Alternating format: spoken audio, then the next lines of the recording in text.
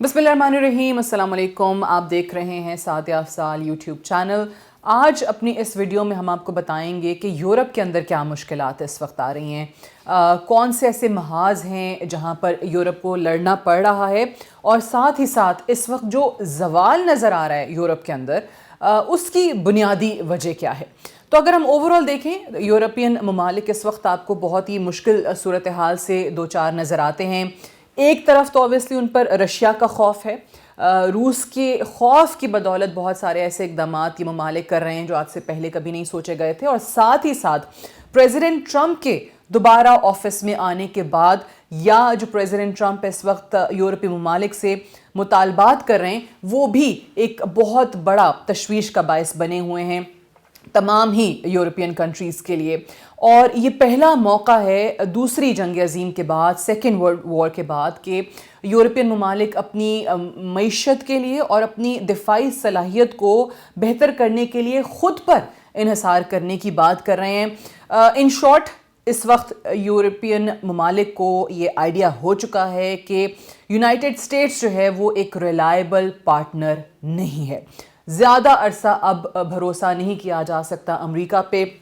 उसकी क्या वजूहात हैं कि सबसे पहले तो ये जो रूस और यूक्रेन की जंग हुई, 3 साल ये जंग ऑब्वियसली चलती रही, और उसके बाद अब जाकर पिछले 1 महीने में जो डिस्कशन हो रही है वो ये है कि अमेरिका साफ अल्फाज में यूरोप को कह चुका है कि अब हम मज़ीद इस जंग को सपोर्ट मौशी एतबार से नहीं कर सकते हैं, और यूरोपीय ममालिक जो हैं उनको ख़ुद अपना बजट बढ़ाना पड़ेगा। मैं यहाँ पे आपको मिसाल देती हूँ कि कितने फ़ीसद वो बात करें। ट्रंप ने नेटो ममालिक से कहा है कि वो अपना डिफेंस बजट जो है वो 5% जीडीपी का 5% जो है वो बढ़ा दें, और अमेरिका ख़ुद जीडीपी का इस वक्त सिर्फ 3.5% अपने दिफा पर, अपने डिफेंस पर ख़र्च करता है। सिर्फ इतना ही नहीं है, गुज़श्ता 8 दहाइयों से, यानी 80 सालों से यूरोपीय ममालिक जो हैं वो अपने तहफ़्फ़ुज़ के लिए, अपनी सिक्योरिटी के लिए रिलाय करते आए हैं नेटो पे। नेटो ऑब्वियसली एक फ़ोरम है जहाँ पे तमाम ये नेटो ममालिक, रुकन ममालिक इकट्ठे हैं, और वहाँ पर ये तमाम बायलैटरल या दीगर ममालिक के साथ क्या मामलात होने हैं उसका ज़िक्र किया जाता है। तो वो तहफ़्फ़ुज़ का ज़ामिन तो समझते थे, लेकिन अब डोनाल्ड ट्रंप ने वाइट हाउस आने के बाद एक और काम भी किया है कि जो नेटो का बुनियादी इंतज़ामी या यूँ कहिए सिक्योरिटी का जो ढांचा है वो दोनों ही तब्दील करने की बात कर दी है, या इसको बिल्कुल कमज़ोर जो है वो कर दिया है। अमेरिका जो है वो बहुत मदद करता था मौशी एतबार से नेटो के फ़ोरम की।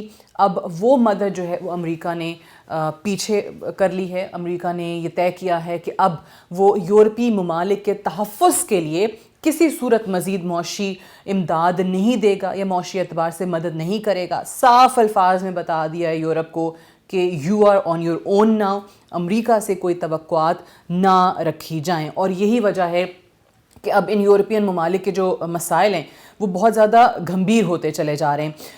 2 फोरम्स हैं, एक यूरोपियन यूनियन है और नेटो है, दोनों आपने सुन रखे होंगे।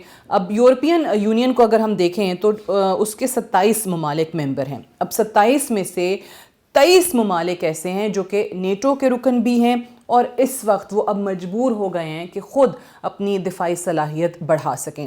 पिछले दिनों यूरोपीय यूनियन के जो मेंबर ममालिक हैं उनका एक इजलास हुआ, जिसमें ब्रिटिश प्राइम मिनिस्टर कीयर स्टारमर ने भी शिरकत की, और इस पे बहुत बहस मुबाहिसे होते रहे। एक तरफ तो ऑब्वियसली रशिया के पर्सपेक्टिव में चीज़ों को डिस्कस किया गया कि यूरोप को किस अंदाज में मज़ीद ख़तरात हो सकते हैं यूक्रेन के बाद, और दूसरी तरफ जो प्रेसिडेंट ट्रंप की डिमांड्स हर आए रोज़ बढ़ती चली जा रही हैं, या प्रेसिडेंट ट्रंप ने जो सपोर्ट विड्रॉ कर लिया उसके हवाले से बहुत ज़्यादा बात हुई, और तय ये हुआ कि तमाम जो यूरोपीय ममालिक हैं जो भी उस इजलास में शामिल थे, या जो भी जो मेंबर स्टेट्स हैं, वो अपनी डिफेंस प्रोडक्शन पे फोकस करेंगे। अपनी डिफेंस प्रोडक्शन जो है वो ख़ुद बढ़ाने की कोशिश करेंगे, क्योंकि अब मज़ीद अमेरिका पर हम रिलाय नहीं कर सकते। ये उस मीटिंग का लुब्बे लुबाब था कि US is not reliable any more.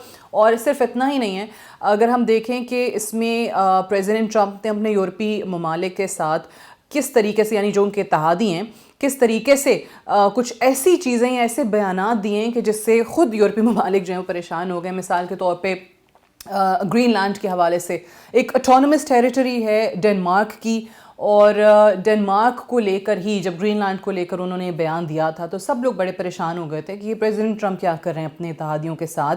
और फिर उसके बाद हमने अभी देखा है कि जो मेट फ्रेडरिक्सन हैं डेनमार्क के वज़ीर आज़म, उनका एक बयान आया, वो बयान मैं आपको बताती हूँ। उन्होंने कहा कि जी ग्रीनलैंड हमारा हिस्सा है और ये फ़रोख्त के लिए नहीं है, this is not for sale, and if this is about securing our part of the world we can find a way forward.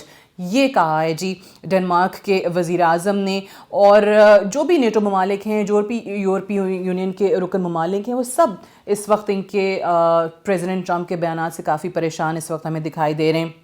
सिर्फ इतना ही नहीं है, मैं आपको बताती हूँ लास्ट 3 इयर्स में जो रूस के खौफ से यूरोपीय ममालिक ने अपना डिफेंस का बजट बढ़ाया है, वो 30%, हर मुल्क जो है वो 30% तक तकरीबन अपना दिफाई बजट ऑलरेडी बढ़ा चुका है। जबकि लास्ट ईयर 2024 में यूरोपियन कंट्रीज़ ने जो कुल दिफा पर ख़र्च किया है वो था $340 बिलियन। ये इन्होंने $340 बिलियन जो हैं वो सिर्फ़ और सिर्फ अपने दिफा पर ख़र्च किया है।